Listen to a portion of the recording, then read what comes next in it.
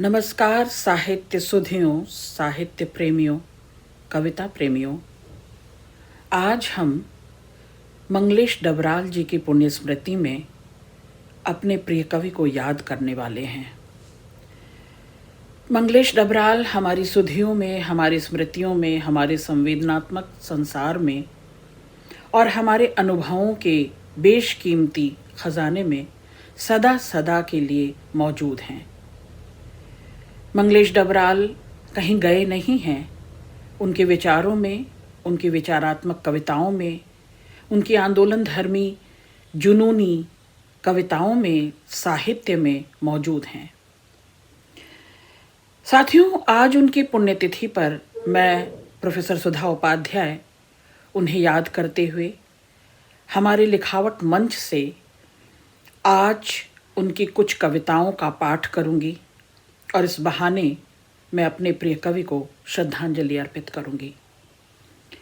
प्रतिष्ठित साहित्य अकादमी सम्मान से सम्मानित जाने माने कवि व लेखक मंगलेश डबराल, इनके हृदय गति रुकने से 2 वर्ष पहले निधन हो गया। वे कोविड-19 से संक्रमित थे। कई दिनों से गाजियाबाद वसुंधरा के सेक्टर 4 में लीक्रस्ट प्राइवेट हॉस्पिटल में भर्ती थे। उनके फेफड़े में संक्रमण था और मंगलेश डबराल जी का पार्थिव शरीर हमारे बीच नहीं रहा। डबराल जी जनसत्ता के साहित्य संपादक भी रह चुके थे। इसके अलावा उन्होंने बहुत समय तक लखनऊ से प्रकाशित होने वाले अमृत प्रभात में नौकरी की थी।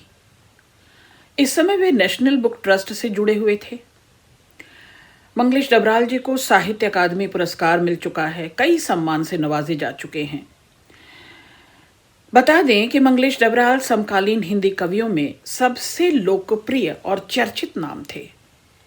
उनका जन्म 14 मई 1948 को टिहरी गढ़वाल उत्तराखंड के काफल पानी गांव में हुआ था और इसके बाद उनकी सारी शिक्षा दीक्षा देहरादून में हुई।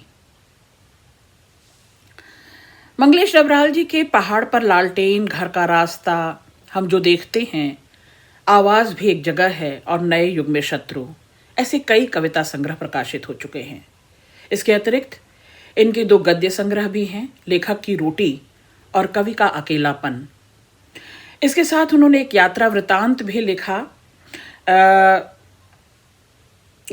एक बार आयोवा, ये यात्रा वृत्त उनका प्रकाशित हो चुका है। समकालीन हिंदी कवियों में सबसे लोकख्यात चर्चित कवि मंगलेश डबराल टिहरी गढ़वाल उत्तराखंड के काफल पानी गांव में जन्मे।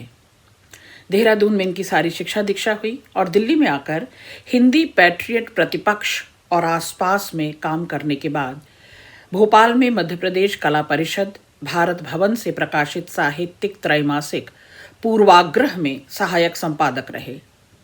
इन्होंने इलाहाबाद और लखनऊ से प्रकाशित अमृत प्रभात में भी कुछ दिन नौकरी की। सन 1983 में जनसत्ता में साहित्य संपादक का पद इन्होंने संभाला। कुछ समय तक ये सहारा समय में भी संपादन कार्य करते रहे। नेशनल बुक ट्रस्ट में जुड़े। कोरोना से संक्रमित होने के कारण 9 दिसंबर 2020 को वसुंधरा गाजियाबाद के एक अस्पताल में इनका निधन हो गया। इनके काव्य संग्रह और इनके गद्य संग्रह और इनकी आलोचनात्मक पुस्तक पर मैं बात कर चुकी हूँ।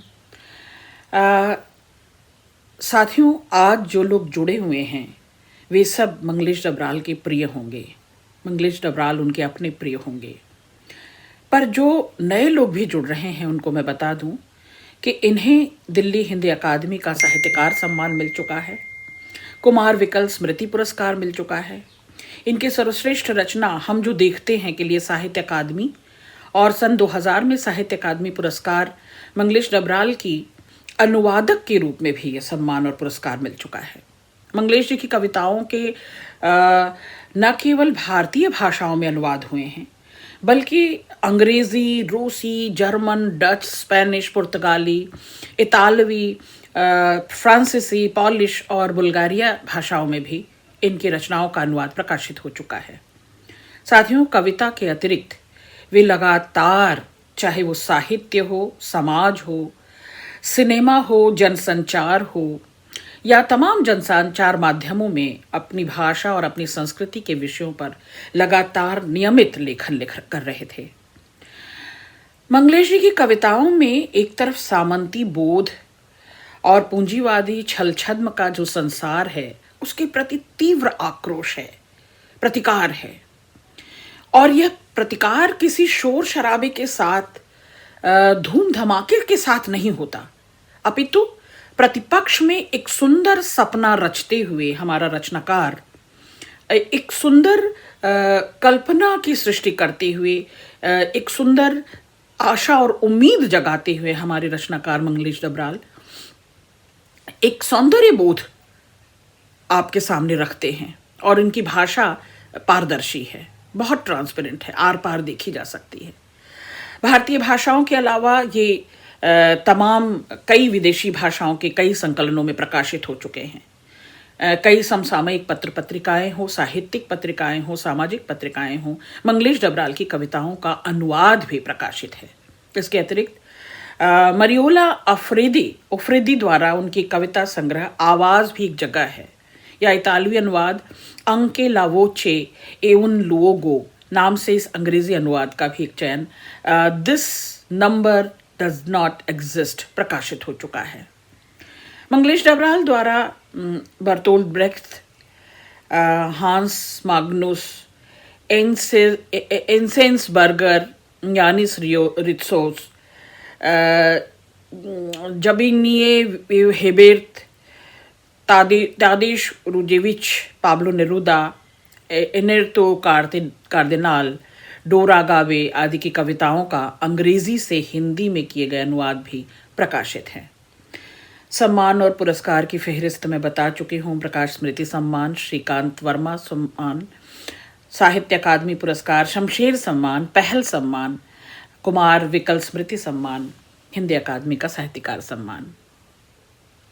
आज मैं अपने पसंद की कुछ कविताएं अपने इस लिखावट मंच से पढ़ूंगी और साथियों उन कविताओं के द्वारा हम अपने प्रिय कवि की रचनात्मक यात्रा तय करेंगे और जानेंगे कि वह अपनी रचनाओं में, अपने रचनात्मक संसार के द्वारा आज भी कैसे हम सबके बीच मौजूद है। पहली कविता मेरी पसंद की है, पिता का चश्मा। बुढ़ापे के समय पिता के चश्मे एक एक कर बेकार होते गए। आंख के कई डॉक्टरों को दिखाया, विशेषज्ञों के पास गए। अंत में सबने कहा, आपकी आंखों का अब कोई इलाज नहीं। जहां चीजों की तस्वीर बनती है आंख में, वहां खून का जाना बंद हो गया है, कहकर उन्होंने कोई भारी भरकम नाम बताया। पिता को कभी यकीन नहीं आया। नए पुराने जो भी चश्मे उन्होंने जमा किए थे, सभी को बदल बदल कर पहनते। आछी शीशा भी सिर्फ कुछ देर अखबार पढ़ने में मददगार था। एक दिन उन्होंने कहा, मुझे ऐसे कुछ चश्मे लाकर दो जो फुटपाथों पर बिकते हैं। उन्हें समझना कठिन था कि वे चश्मे बच्चों के लिए होते हैं और बड़ों के काम नहीं आते। पिता के आखिरी समय में जब मैं घर गया तो उन्होंने कहा, संसार छोड़ते हुए मुझे अब कोई दुख नहीं है। तुमने हालांकि घर की बहुत कम सुध ली, लेकिन मेरा इलाज, देखभाल सब अच्छे से करते रहे। बस यही एक हसरत रह गई कि तुम मेरे लिए फुटपाथ पर बिकने वाले चश्मे ले आते तो उनमें से कोई न कोई जरूर मेरी आंख पर फिट हो जाता। दूसरी कविता, हत्यारों का घोषणा पत्र। हम जानते हैं हम कितने कुटिल और धूर्त हैं। हम जानते हैं हम कितने झूठ बोलते आए हैं। हम जानते हैं कि हमने कितनी हत्याएं की हैं, कितनों को बेवजह मारा, पीटा है, सताया है। औरतों और बच्चों को भी हमने नहीं बख्शा। जब लोग रोते बिलखते थे, हम उनके घरों को लूटते थे। चलता रहा हमारा खेल पर्दे पर और पर्दे के पीछे भी। हमसे ज्यादा कोई नहीं जानता हमारे कारनामों का कच्चा चिट्ठा। इसलिए इसलिए हमें उनकी परवाह नहीं जो जानते हैं हमारी असलियत। हम जानते हैं कि हमारा खेल इस पर टिका है कि बहुत से लोग जो हमारे बारे में बहुत कम जानते हैं या बिल्कुल नहीं जानते, और बहुत से लोग हैं जो जानते हैं हम जो भी करते हैं अच्छा करते हैं। वे खुद भी यही करना चाहते हैं। तीसरी कविता, बच्चों के लिए चिट्ठी।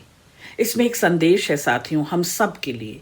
हम सब उस विराट कवि के बच्चे ही हैं, हम उसके वंशज हैं, और हमारी पीढ़ी और हमारे बाद की पीढ़ी इस कविता से ज़रूर कुछ प्रेरणा लेगी। प्यारे बच्चों, हम तुम्हारे काम नहीं आ सके। तुम चाहते थे हमारा कीमती समय तुम्हारे खेलों में व्यतीत हो। तुम चाहते थे हम तुम्हें अपने खेलों में शरीक करें। तुम चाहते थे हम तुम्हारी तरह मासूम हो जाएं। प्यारे बच्चों, हमने ही तुम्हें बताया था जीवन एक युद्ध स्थल है। जीवन एक युद्ध स्थल है जहां लड़ते ही रहना होता है। हम ही थे जिन्होंने हथियार पैने किए। हमने ही छेड़ा युद्ध। हम ही थे जो क्रोध और घृणा से बौखलाए थे। प्यारे बच्चों, हमने तुमसे झूठ कहा था। प्यारे बच्चों, हमने तुमसे झूठ कहा था। यह एक लंबी रात है, एक सुरंग की तरह, जहां से हम देख सकते हैं बाहर का एक अस्पष्ट दृश्य। हम देखते हैं मारकाट और विलाप। बच्चों, हमने ही तुम्हें वहां भेजा था। बच्चों, हमने ही तुम्हें वहां भेजा था। हमें माफ कर दो, हमने झूठ कहा था कि जीवन एक युद्ध स्थल है। प्यारे बच्चों, जीवन एक उत्सव है। प्यारे बच्चों, जीवन एक उत्सव है जिसमें तुम हंसी की तरह फैले हो। जीवन एक हरा पेड़ है जिस पर तुम चिड़ियों की तरह फड़फड़ाते हो। जैसा कि कुछ कवियों ने कहा है, जीवन एक उछलती गेंद है और तुम उसके चारों ओर एकत्र चंचल पैरों की तरह हो। प्यारे बच्चों, अगर ऐसा नहीं है तो होना चाहिए।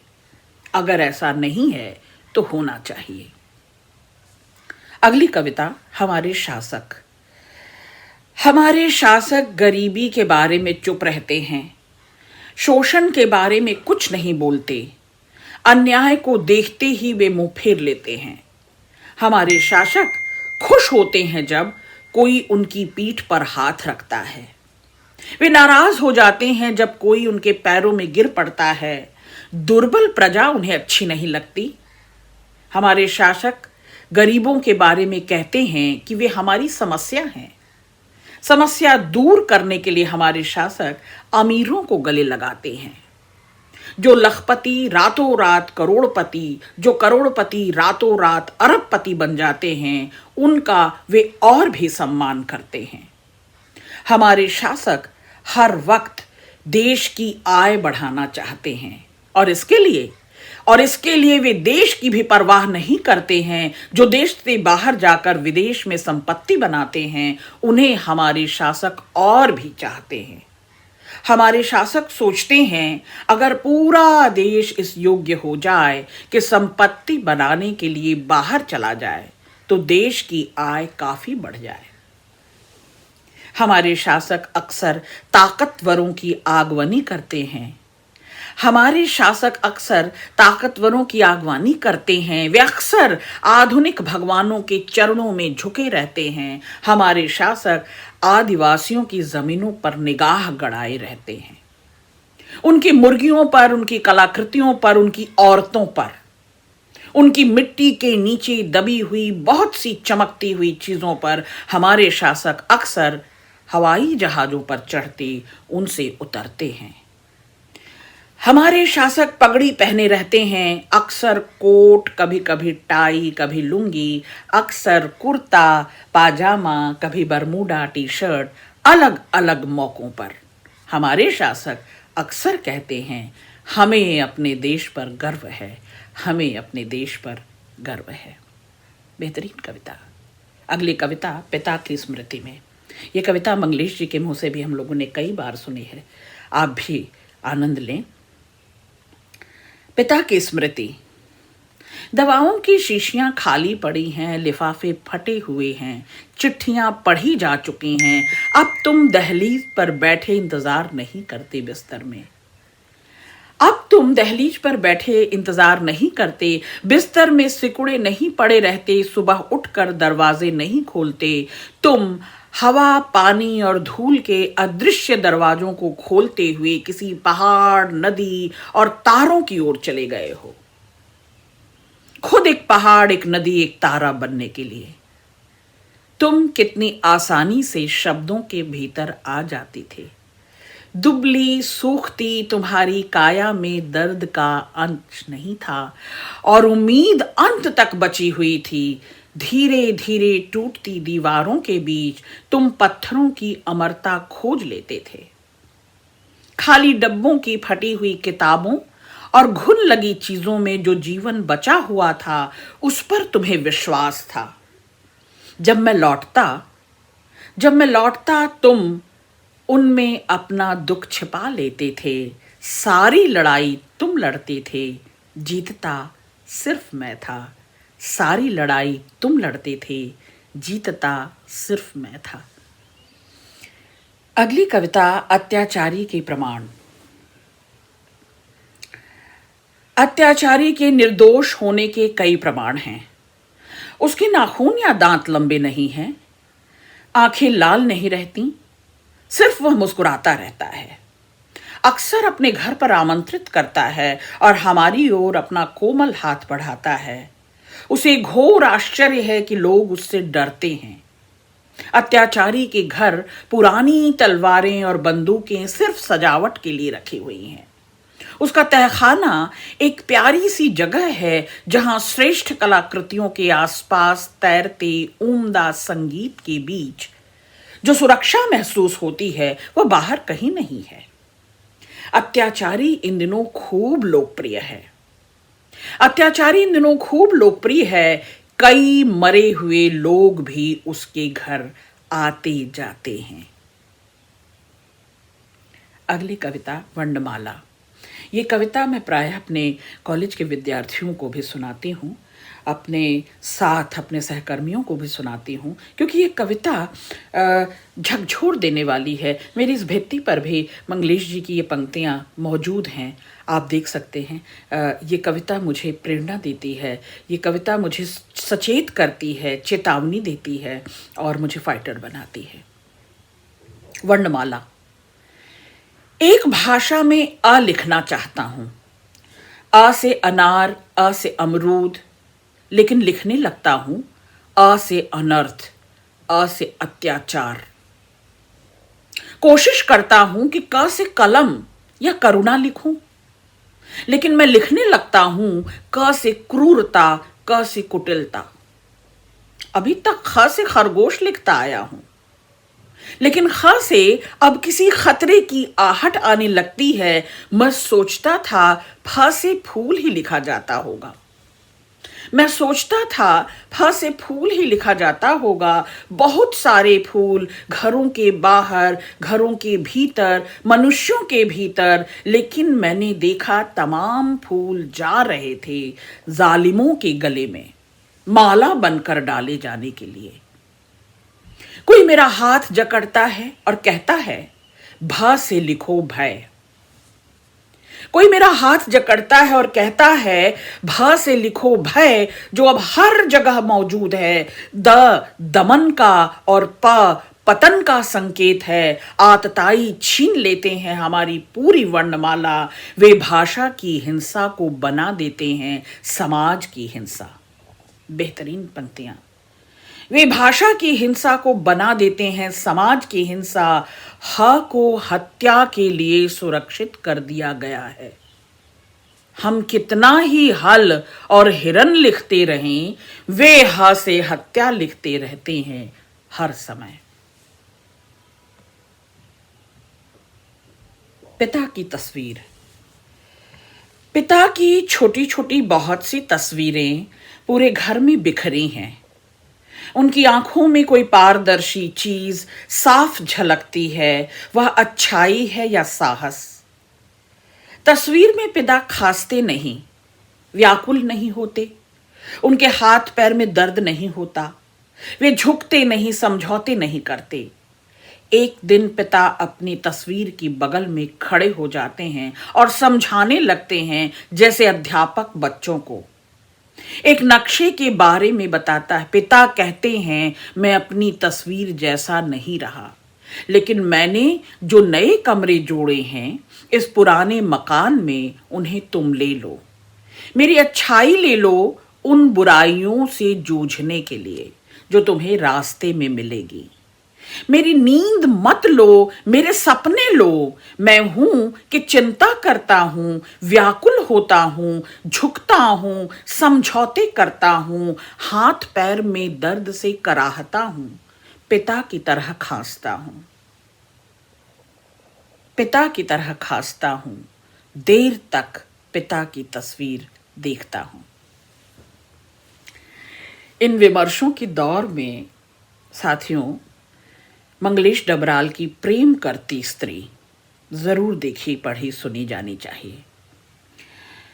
प्रेम करती स्त्री देखती है एक सपना रोज, जागने पर सोचती है क्या था वह, निकालने बैठती है अर्थ, दिखती है उसे आम फहम चीजें, कोई रेतीली जगह लगातार बहता नल, उसका घर बिखरा हुआ, देखती है कुछ है जो दिखलाई नहीं पड़ता कई बार देखने के बाद।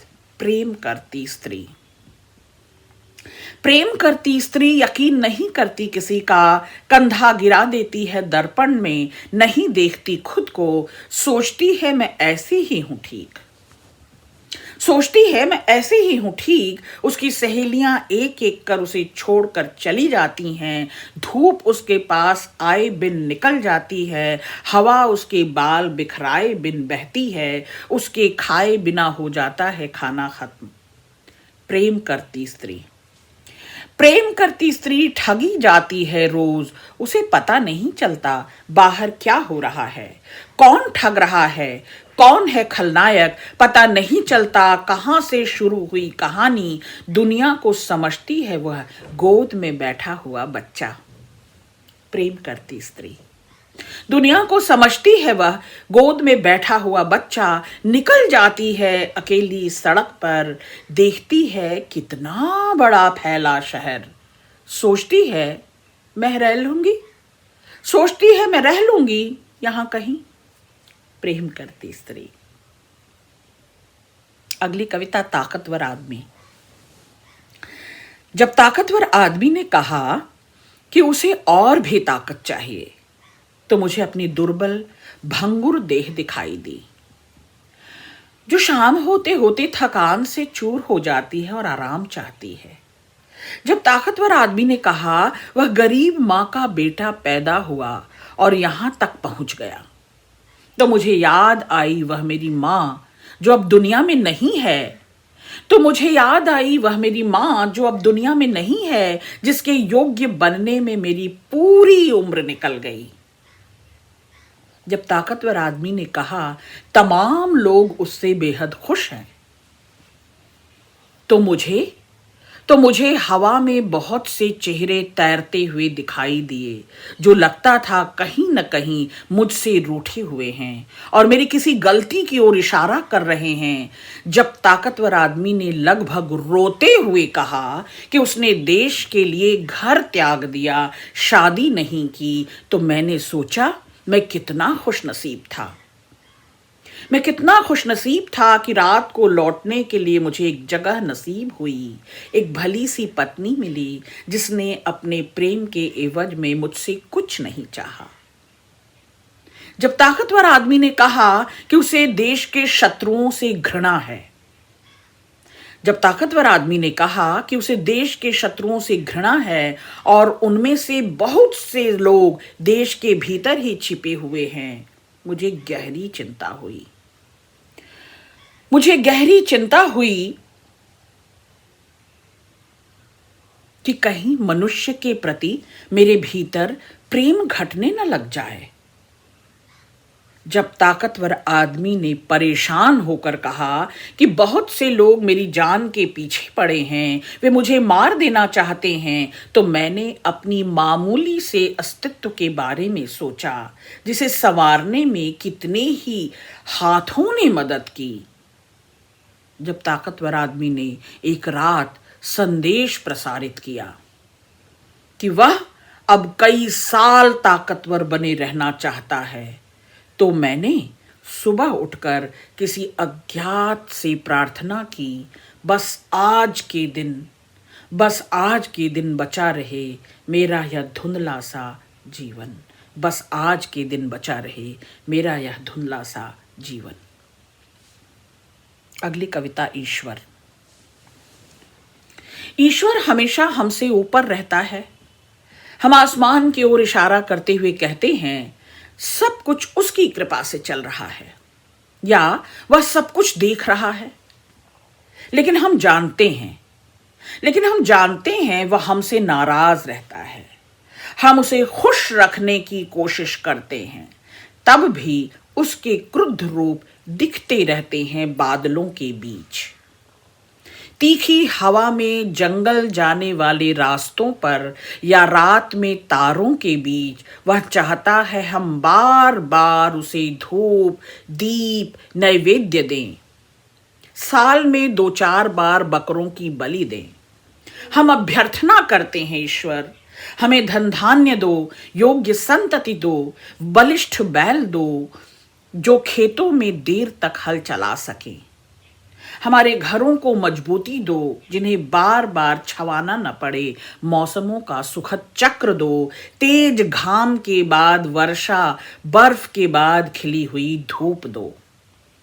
रात में आसमान में तारों की चमकती हुई छत दो। लेकिन ईश्वर हमें देता है अक्सर अवर्षण, अक्सर दुर्भिक्ष, अक्सर आंधी तूफान, अकाल मृत्यु। रात के तारे जो बुझते और टूट कर आते हैं धरती पर, हम कहते रहते हैं, ईश्वर इन काले पहाड़ों को स्याही की तरह समुद्र के पात्र में घोलें और समूची पृथ्वी के कागज पर वाणी की देवी दिन रात लिखने बैठे, तब भी कठिन है तुम्हारे गुणों का बखान। लेकिन ईश्वर कभी खुश नहीं होता। वह अक्सर हमें शाप देने की मुद्रा में खड़ा रहता है। कई बार हम मनुष्यों की वजह से उसे अपना सिंहासन डोलता हुआ महसूस हुआ है। वह मौका खोजता रहता है, कब कैसे अमंगल कर सके, कैसे हमारी फसलें बर्बाद हों, कब हम अपने घर छोड़कर जाने को विवश हो जाएं। हम बार बार उसे पूजते हैं। कभी कभी लगता है वह अचानक खुश हो उठा है और मुस्कुरा रहा है और वरदान दे रहा है। लेकिन यह कुछ ही देर के लिए, महज एक ख्याल कि हमारे अलावा कोई और भी है जो हमारा भला चाहता है।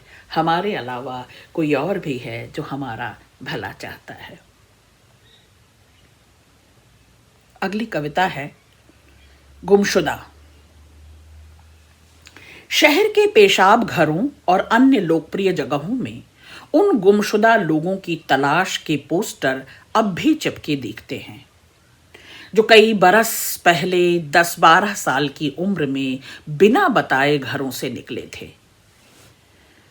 पोस्टरों के अनुसार उनका कद मंझोला है, रंग गोरा नहीं, गेहुआ या सांवला है, हवाई चप्पल पहने हैं, चेहरे पर किसी चोट का निशान है और उनकी माएं उनके बगैर रोती रहती हैं। पोस्टरों के अंत में एक आश्वासन भी रहता है कि लापता की खबर देने वाले को मिलेगा यथासंभव उचित इनाम।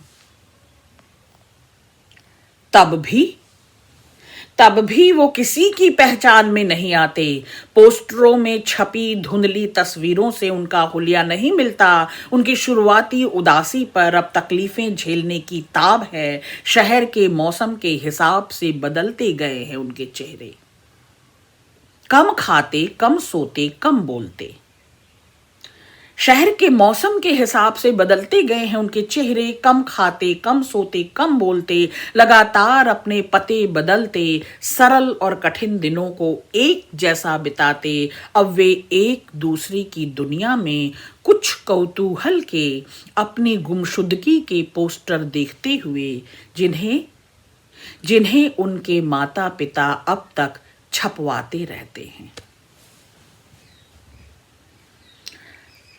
जिन्हें उनके माता पिता अब तक छपवाते रहते हैं, जिनमें अब भी 10 या 12 लिखी होती है उनकी उम्र।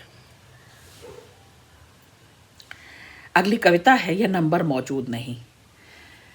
ये कविता खासा मुझे प्रिय है। मेट्रोपॉलिटन शहरों की बेबसी और संबंधों की कैसे हम बेराग होते जा रहे, बेलाग होते जा रहे, कैसे हम विरक्त होते जा रहे एक दूसरे से, कैसे संबंधों का निर्वाह छूटता जा रहा है, कैसे वो आपसी भीतरी गर्माहट खत्म होती जा रही है, कैसे हम जड़ पड़ते जा रहे, बर्फ की तरह संवेदन शून्य होते जा रहे। ये कविता बेहतरीन कविता है साथियों और मुझे विशेष प्रिय है। यह नंबर मौजूद नहीं। This number does not exist.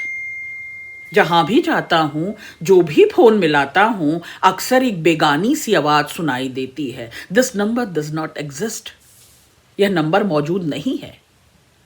कुछ समय पहले इस पर मिला करते थे बहुत से लोग, कहते आ जाओ हम तुम्हें पहचानते हैं, इस अंतरिक्ष में तुम्हारे लिए भी बना दी गई है एक जगह। लेकिन अब वह नंबर मौजूद नहीं है।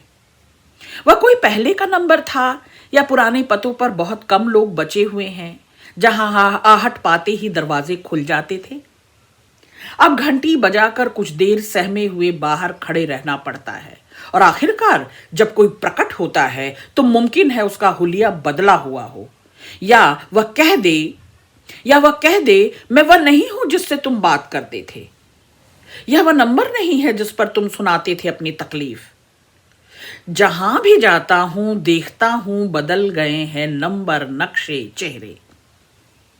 रघुवीर सहाय याद आ जाते हैं।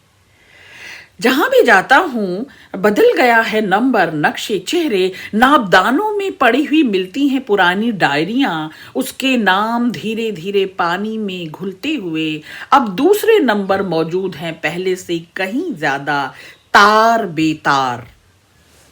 उन पर कुछ दूसरी तरह के वार्तालाप, महज व्यापार, महज लेन देन, खरीद फरोख्त की आवाजें लगातार अजनबी होती हुई।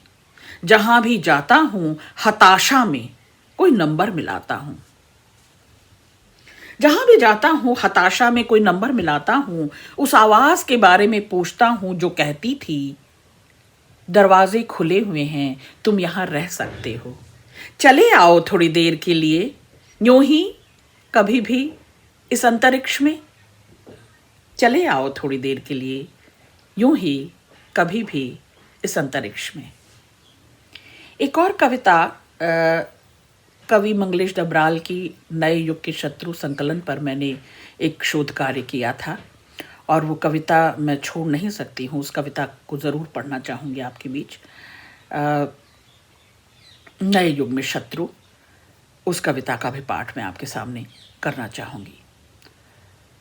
वह कविता भी मुझे विशेष पसंद है, और मैं चाहूँगी कि वह कविता आपके सामने पढूं। नए युग में शत्रु। हाँ, तब तक यह कविता सुना देती हूँ, चूँकि ये पाठ्यक्रम में पढ़ाई भी जाती है विद्यार्थियों को। 10वीं और 12वीं के पाठ्यक्रम में यह कविता संगतकार मौजूद है। दरअसल संगीतकार को हर कोई जानता है। बड़े बड़े संगीतकार, कलाकार कविता गायन में जो हैं, जो मुख्य गायक हैं, जो सेंट्रिक आइडिया हैं, जो केंद्र में होकर गाते हैं, फरमाते हैं, जो नेपथ्य में हैं, उनकी कोई बात ही नहीं होती, उन पर कभी कोई चर्चा ही नहीं होती। दृश्य माध्यम की तमाम प्रस्तुतियों में आप देखें, चाहे वो फिल्में हैं, संगीत है, नाटक है, प्रहसन है, स्वांग है, या इस तरह के नृत्य हैं बड़े बड़े समारोहों में, आपने देखा होगा कि जो लोग केंद्र में हैं, जो मंच के ऊपर हैं, मंच के सामने हैं, वे सब दिखते हैं। समाज और इतिहास उन्हीं को दर्ज करता है, उन्हीं प्रसंगों को याद किया जाता है जो संगीतकार हैं, कलाकार हैं, जो सामने दिखाई देते हैं। लेकिन ये जो सामने दिखाई देते हैं, चाहे वो नर्तक है, चाहे वो फिल्मकार है, चाहे वो अभिनेता है, संगीतकार है, नाटककार है या अभिनेत्री है, इनको सहायता देने वाले, उस महत्वपूर्ण भूमिका तक पहुंचाने वाले अनेक अनेक लोग जिम्मेवार होते हैं, जवाबदेह होते हैं। उनकी बात कभी नहीं की जाती, यानी नेपथ्य के लोगों की बात कभी नहीं की जाती। जैसा कि नागार्जुन ने कहा था, जो नहीं हो सके पूर्ण काम उनको सलाम। मंगलेश डबराल भी लगभग उन नेपथ्य के लोगों को, दरअसल जो पर्दे के पीछे रह गए और जो संगत देते रह गए, जिन्होंने इन्हें सफल बनाया, जिन्होंने इन्हें ओर पहुंचाया, उनकी बात कभी कोई नहीं करता। मंगलेश डबराल अपनी संवेदना, अपने अनुभवों और अपनी स्मृतियों से उनको उजागर कर देते हैं, उनको सामने ला देते हैं। दरअसल संगतकारों को जो संगत दे रहे थे, साथ दे रहे थे, वे दृश्य में सामने भले न दिखाई देते हों, लेकिन नेपथ्य में रहकर वे कितना बड़ा काम करते हैं। मंगलेश डबराल उनको न केवल चिन्हते हैं, खुद चिन्हते पहचानते हैं, चिन्हित करते हैं। आप देखें, कविता बेहतरीन है। संगतकार मुख्य गायक के चट्टान जैसे भारी स्वर का साथ देती एक आवाज सुंदर, कमजोर, कांपती हुई थी। वह मुख्य गायक का छोटा भाई है, या उसका शिष्य, या पैदल चलकर सीखने आने वाला दूर का कोई रिश्तेदार। मुख्य गायक की गरज में वह अपनी गूंज मिलाता आया है प्राचीन काल से। गायक जब अंतरे की जटिल तानों के जंगल में खो चुका होता है, या अपने ही सरगम को लांघ कर चला जाता है भटकता हुआ एक अनहद में, तब संगतकार ही स्थायी को संभाले रहता है। वाद्य यंत्रों पर भी जैसा समेटता हुआ मुख्य गायक का पीछे छूटा हुआ सामान जैसे उसे याद दिलाता हो उसका बचपन, जब वह नौसिखिया था। तार सप्तक में जब बैठने लगता है उसका गला, प्रेरणा साथ छोड़ती हुई उत्साह अस्त होता हुआ, आवाज से राख जैसा कुछ गिरता हुआ, तभी मुख्य गायक को ढांढस बंधाता कहीं से चला आता है संगतकार का स्वर। कभी कभी वह यूं ही दे देता है उसका साथ, यह बताने के लिए कि वह अकेला नहीं है, और यह कि फिर से गाया जा सकता है गाया जा चुका राग। और उसकी आवाज में जो एक हिचक साफ सुनाई देती है, या उसके स्वर को ऊंचा न उठाने की जो कोशिश है, उसे विफलता नहीं, उसकी मनुष्यता समझना चाहिए। वह अपनी गूंज में, तेज में, ओज में कहीं कम नहीं है साथियों, आप इसे समझें। वो संगतकार है, वो संगत देता है, संग साथ निभाता है, निभाना उसे आता है। वह संभाल लेता है, सहेज लेता है। संभालने सहेजने वाला लगाव जानता है, अलगाव नहीं। वह अपनी शिनाख्त अलग नहीं करता, वह अपने को विशिष्ट, इन शिष्टों के बीच अपने को विशिष्ट नहीं करता। वह अवशिष्ट की तरह, बल्कि वह अपनी जवाबदेही, अपने निबाह को मनुष्यता के रूप में बचाए रखता है। बेहतरीन कविता है साथियों। तो वह सफल, सार्थक और इस होड़ में है ही नहीं, इस गला काट प्रतिस्पर्धा में ही खुद को वो शामिल नहीं रखता, और वह अधिक मानवीय है, ऐसा मंगलेश डबराल जी उसे पहचानते हैं। अब वह कविता जो मैं आपको सुनाना चाहती थी, अंत में ये कविता नए युग में शत्रु, ये मैं ज़रूर सुनाऊंगी और इसी के साथ बात ख़त्म करूंगी। अंततः हमारा शत्रु भी एक नए युग में प्रवेश करता है, अपने जूतों, कपड़ों और मोबाइलों के साथ। वह एक सदी का दरवाज़ा खटखटाता है और उसके तहखानों में चला जाता है, जो इस सदी और सहस्राब्दी की तरह अथाह और अज्ञात है। वह जीत कर आया है और जानता है कि उसकी लड़ाइयां बची हुई हैं। हमारा शत्रु कहीं एक जगह नहीं रहता, लेकिन हम जहां भी जाते हैं पता चल जाता है वह और कहीं रह रहा है। अपनी पहचान को उसने हर जगह अधिक घुला मिला दिया है। जो लोग ऊंची जगहों में भव्य कुर्सियों पर बैठे हुए दिखते हैं वे शत्रु नहीं, सिर्फ उसके कारिंदे हैं जिन्हें वह भर्ती करता रहता है ताकि हम उसे खोजने की कोशिश न करें। वह अपने कंप्यूटरों, टेलीविजनों, मोबाइलों, आईपैडों की जटिल आंतों के भीतर फैला देता है। किसी महंगी गाड़ी के भीतर उसकी छाया नजर आती है, लेकिन वहां पहुंचने पर दिखता वह वहां नहीं है, बल्कि किसी दूसरी और ज्यादा नई गाड़ी में बैठकर चल दिया है। कभी लगता है किसी फैशन परेड में शिरकत कर रहा है, लेकिन वहां सिर्फ बनियानों और जांघियों का ढेर दिखाई देता है। हम सोचते हैं शायद वह किसी गरीब के घर पर हमला करने चला गया, लेकिन वह वहां से भी जा चुका है। वहां एक परिवार अपनी गरीबी से झांकता हुआ टेलीविजन देख रहा, जिस पर एक रंगीन कार्यक्रम आ रहा है। और शत्रु के पास बहुत से फोन नंबर हैं, ढेरों मोबाइल। हमारे शत्रु के पास बहुत से फोन नंबर हैं, ढेरों मोबाइल। वह लोगों को सूचना देता है, आप जीत गए हैं, एक विशाल प्रतियोगिता में आपका नाम निकल आया है, आप बहुत सारा कर्ज ले सकते हैं, बहुत सा सामान खरीद सकते हैं, एक अकल्पनीय उपहार आपका इंतजार कर रहा है। लेकिन पलटकर फोन करने पर कुछ सुनाई नहीं देता।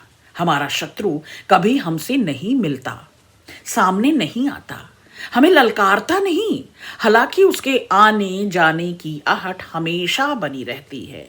कभी कभी उसका संदेश आता है, अब कहीं शत्रु नहीं है, हम सब एक दूसरे के मित्र हैं, आपसी मतभेद भुलाकर आइए हम एक ही प्याले से पिएं, वसुधैव कुटुंबकम हमारा विश्वास है। धन्यवाद, शुभ रात्रि। धन्यवाद, शुभ रात्रि। मंगलेश डबराल जी की पुण्य स्मृतियों को शत शत नमन। इसी के साथ मैं लिखावट के मंच पर से अपने प्रिय कवि को